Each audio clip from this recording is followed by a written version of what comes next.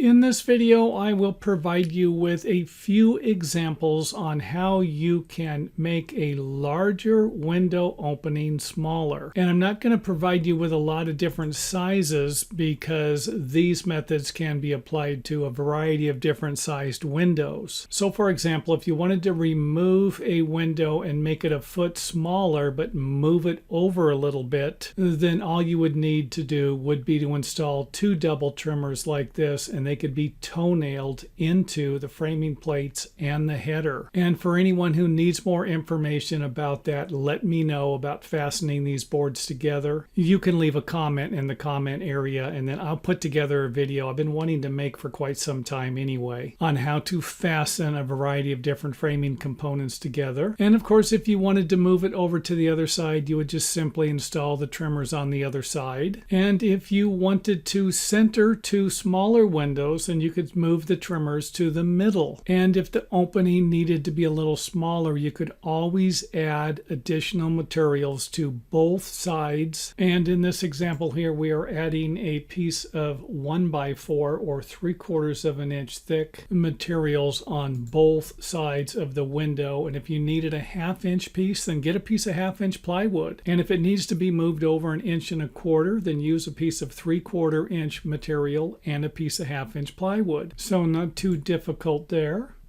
And of course our openings here are 3 foot 5.5. And if we needed to make them 1 inch smaller, instead of adding materials to the side, we could always make the middle a little larger by moving these boards over. And of course you could always add a filler piece in the middle, which in our example would be another 2x4. Or instead of messing with the middle, we could always add another trimmer and move it over to the desired location on both sides like we did here. And you could always fill the gap here with another board or even some foam insulation. And we could do the same thing if we were going to install a window that just needed to be a little bit smaller. And again, if I needed to add 3 or 4 2x4s on each side, I could do that also. Or I could simply pull the double trimmers over to the desired location, centering the window in the old window opening. And if I needed to make it even smaller, I could move the double trimmers over and then fill these areas in with some additional framing studs. And if I didn't want to center the window in the old location, I could always move it over into any direction and use this same method here to make the adjustments I need for my new window opening. And even though it might not be necessary, you could install blocks, and you could also install blocks and some type of a drywall nailer around any areas that will need to be filled with drywall. For example, if I remove my old window and any drywall that was nailed on the inside perimeter of the opening, and I didn't install any blocks here, then I might have a difficult time nailing my new piece of drywall on to this section. So even though these blocks here might not be 100% necessary, this particular board will need to be installed, otherwise you're not going to have anything to nail the drywall to over here. And let's go ahead and take a quick tour of this, get a close-up there, get an idea what I'm talking about.